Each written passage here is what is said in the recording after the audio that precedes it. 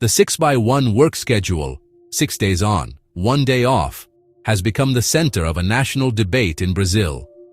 Federal Deputy Guilherme Boulos called the practice unacceptable, propelling the issue from social media into the halls of Congress. The debate now focuses on whether this model is sustainable in a post-pandemic world that values work-life balance and mental health. At stake is more than just work hours. It's a question of how Brazil values worker health, productivity, and quality of life. The following analysis explores the origins, impacts, and political momentum behind the push to reform Brazil's work week. Guilherme Boulos, a São Paulo federal deputy, has become the political face of the movement against the 6-by-1 schedule. By labeling the model exploitative, Boulos transformed worker frustration into a legislative priority, especially for younger and service sector employees. His advocacy isn't just about abolishing a schedule, it's about reducing maximum weekly hours and promoting a healthier work-life balance. Boulos's stance forces other politicians to take sides and keeps the issue in the national spotlight. His leadership could drive one of the most significant updates to Brazilian labor law in decades. Before Boulos's intervention, the Vidas por Vidas, Lives for Lives movement was already rallying workers online. Sparked by influencers like Rick Azevedo, the movement used viral content to highlight the exhaustion and isolation caused by the 6-by-1 routine. Social media testimonials gave a human face to the statistics, showing this was a widespread problem, especially among young workers in retail and services. The movement's authenticity and reach pressured politicians to act, proving that digital activism can drive real-world change. Vidas por Vidas turned a hashtag into a mandate for legislative reform. The debate over working hours in Brazil has brought renewed attention to PEC 137/1999, a proposed constitutional amendment that seeks to reduce the country's maximum work week from 44 to 40 hours. This proposal, which has lingered in the halls of Congress for years, is now at the center of national discussion, as lawmakers, workers, and business leaders all weigh in on its potential impact. The idea behind PEC 137 is to modernize Brazil's labor laws, aligning them with international standards and responding to the demands of a changing workforce.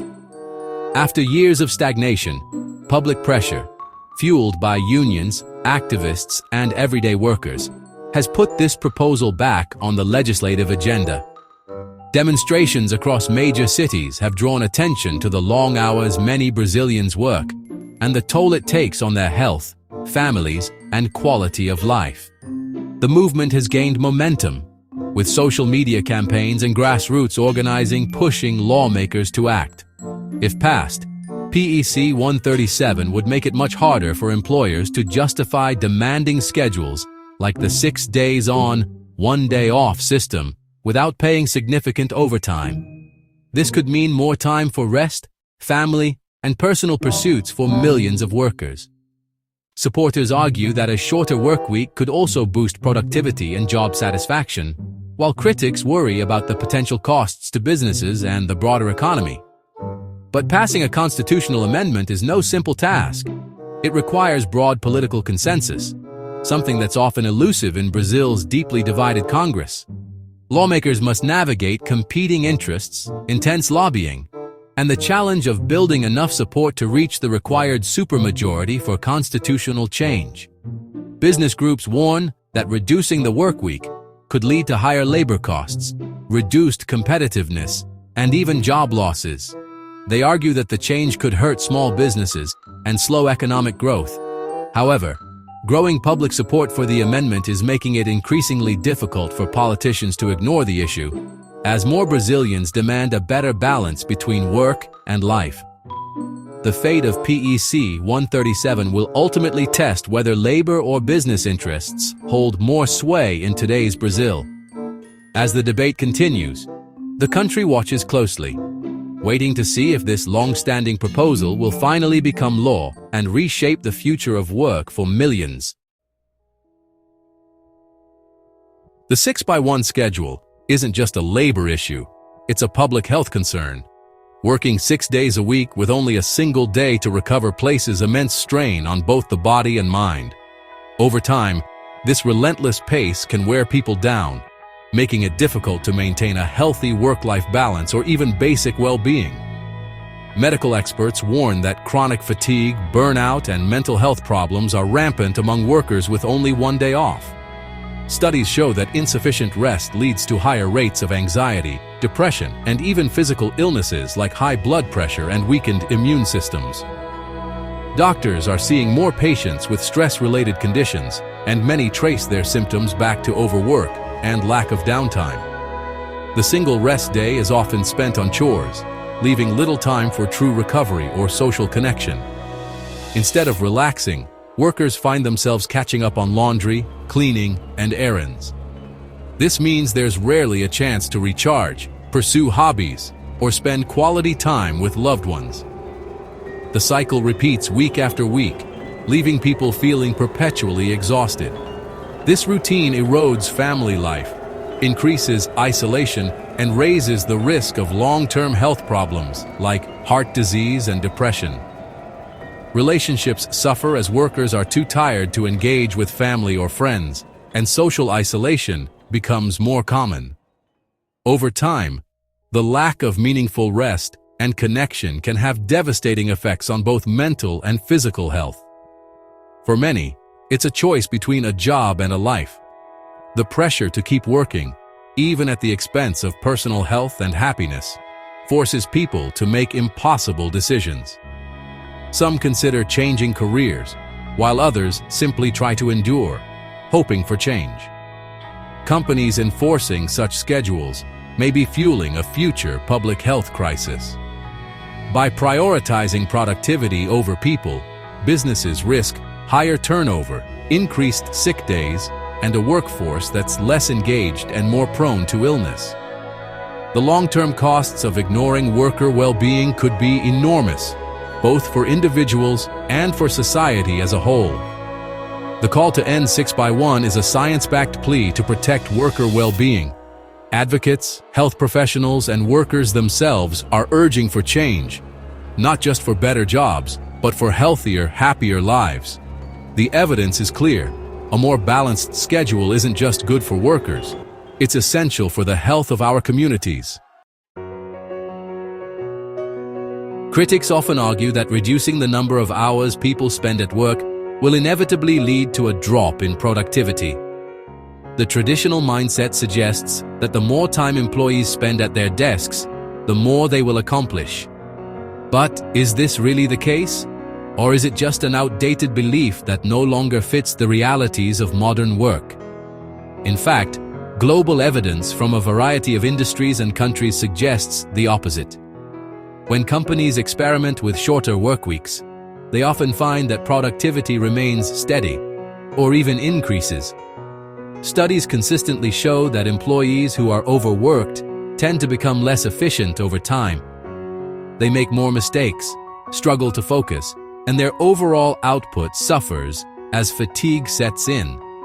Prolonged stress and exhaustion can lead to burnout, which not only affects individual well-being, but also costs companies in lost productivity and increased healthcare expenses. International trials in the UK, Iceland, and Japan have provided compelling evidence.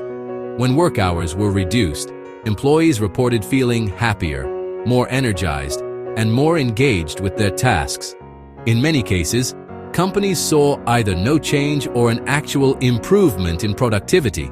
These companies also noticed a drop in employee turnover and absenteeism, as workers were less likely to call in sick or leave their jobs due to stress.